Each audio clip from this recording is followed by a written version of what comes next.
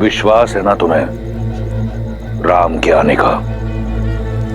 तो ठीक है, दिया समय तुम्हें 1 वर्ष का। ये सूर्य घड़ी देख रही हो, एक दिन में 8 पहर होते हैं। 3 सहस्त्र पहर दिए तुम्हें।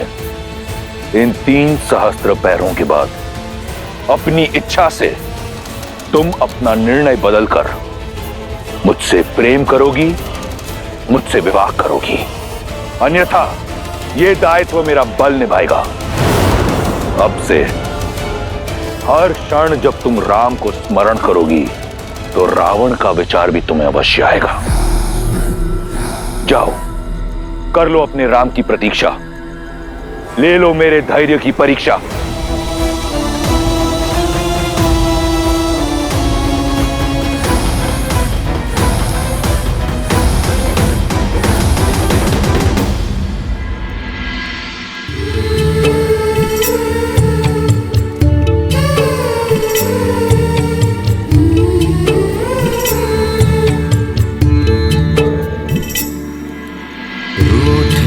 से लगते सांसों के धागे, भीगे ये नैना सोए न जागे।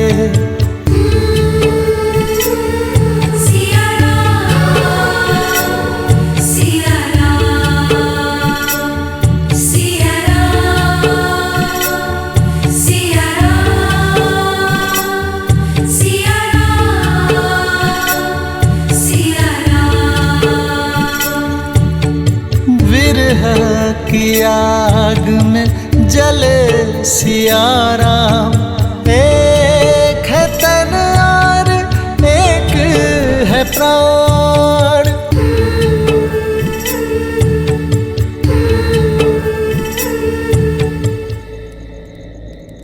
तुम्हारे पतिव्रता पर मुझे संपूर्ण अटूट विश्वास है सीते, और मुझे ज्ञात है कि तुम्हारा विश्वास मुझ पर भी अटूट है।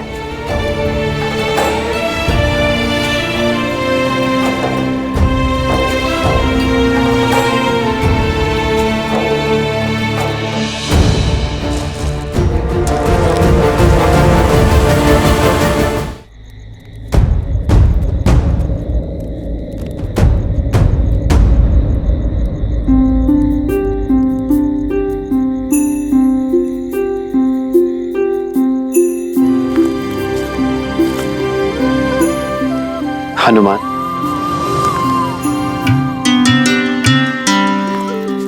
प्रणाम प्रभु।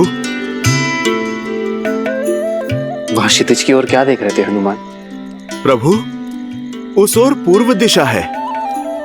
मैं सूर्योदय की प्रतीक्षा कर रहा हूं ताकि सूर्य के पहले आगमन के साथ ही हम माता सीता की खोज के लिए प्रस्थान कर सकें।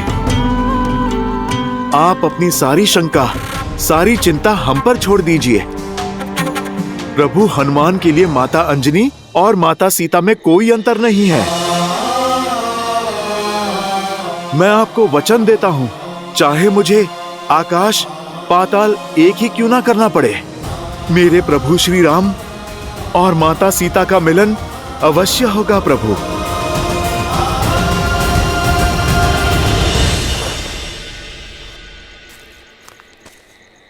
हनुमान के रहते इस राम को कैसी चिंता, कैसी शंका।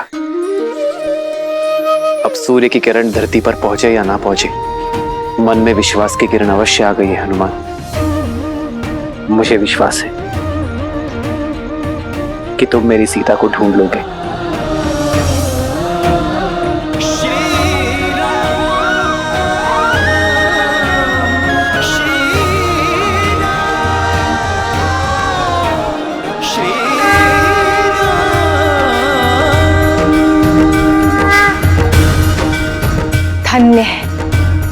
धन्य है श्री राम के प्रति हनुमान का समर्पण और हनुमान पर श्री राम का विश्वास। देवी, श्री राम और भक्त शिरोमणि हनुमान का संबंध केवल भक्त और भगवान का संबंध ही नहीं है, अपितु मित्रता की पराकाष्ठा भी है। राम और हनुमान की ये जोड़ी दो जातियों, दो प्राणियों के निस्वार्थ प्रेम की, मित्रता की गाथा है। इनकी एक दूसरे के प्रति निष्ठा, विश्वास और समर्पण कालांतर तक स्मरण रखे जाएंगे।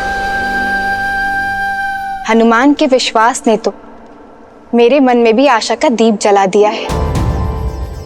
अब तो लगता है कि शीघ्र ही देवी सीता की खोज होगी और रावण के पास से उन्हें छुड़ाने की यात्रा आरंभ हो जाएगी। जो यात्रा इतनी सरल हो देवी, वो ना तो प्रेम की यात्रा, ना ही मेरे प्रभु श्री राम की यात्रा हो सकती है। श्री राम की ये यात्रा अत्यंत कठिन है। श्री राम की इस गाथा का केवल एक ही उद्देश्य है कि यदि मनुष्य कोई अभिलाषा रखता है तो उसे पाने का मार्ग अथाह परिश्रम और अथाह समर्पण से होकर ही जाता है। इसीलिए वो हमारे आदर्श हैं और शीघ्र ही ये संसार भी जान जाएगा कि क्यों राम ही मर्यादा पुरुषोत्तम श्री राम है। मैं कुछ समझी नहीं। देवी, कथा में व्यथा क्यों है, यदि ये समय से पूर्व बता दिया जाए तो कथा का आनंद अधूरा रह जाता है। थोड़ा धैर्य रखिए, शीघ्र ही आपको स्वयं ज्ञात हो जाएगा कि मेरे शब्दों का तात्पर्य क्या है और इस कथा में आने वाली व्यथा का कारण क्या है। साथियों, हम यहाँ इकट्ठा हुए हैं उस साहस के समर्थन के लिए जिसने वानर समाज को एक नया अर्थ दिया है। हम वानरों के नवीन युग का आरंभ है ये, और अब वचन निभाने की बारी हम वानरों की है। हम संपूर्ण सृष्टि के कोने कोने में माता सीता के चिन्ह खोजेंगे, उन्हें रावण के प्रकोप से मुक्त कराएंगे।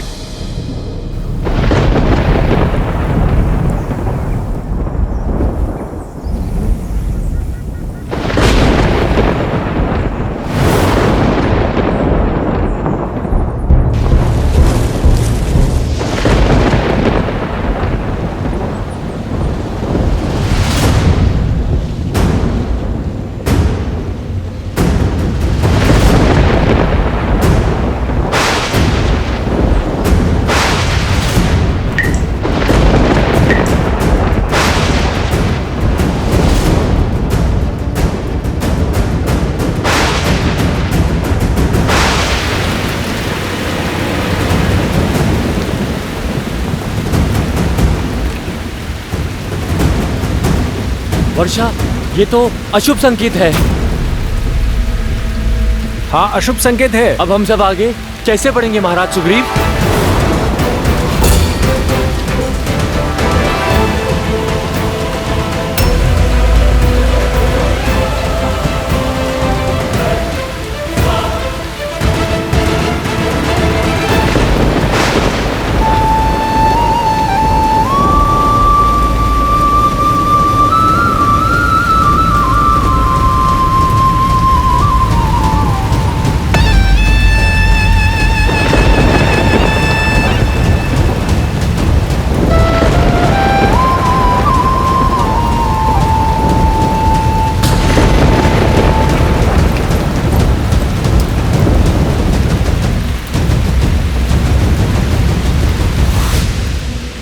चतुर्मास आरंभ हो गया है लंकेश। लंका की अतिथि को सिर पर छत की आवश्यकता है। यह अतिथि बहुत हट्टी है, मारेगी नहीं।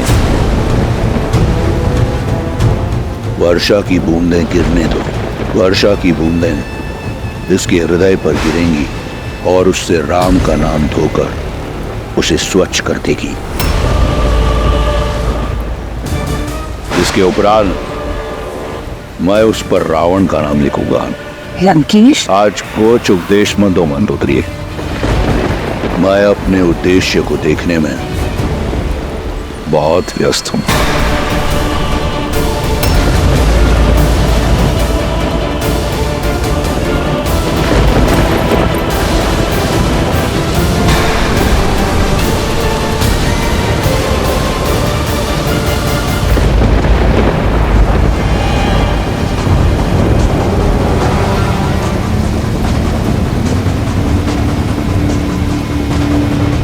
क्या हुआ? क्या बिजलियों की गड़गड़ाहट मात्र ने वानरों की इच्छा शक्ति को डगमगा दिया है? लक्ष्मण भैया, इच्छा शक्ति तो साथ है, किंतु प्रकृति नहीं। वर्षा ऋतु आरंभ होने को है। यहाँ से दक्षिण की वर्षा काल बनकर आती है। नदी जल स्रोत वेगवान हो जाते हैं, बाढ़ आ जाती है। ना भैया भोजन मिलता है, ना आगे जाने का मार्ग। इस वर्षा काल में वानर अपने अपने घरों में अपने परिवार की रक्षा में जुट जाते हैं। प्रभु, ऐसे में यदि खोजी दल आगे बढ़ा तो उनका जीवन संकट में पड़ जाएगा। बस इसी कारण हमारे वानर सैनिकों के मन में शंका उत्पन्न हो गई है।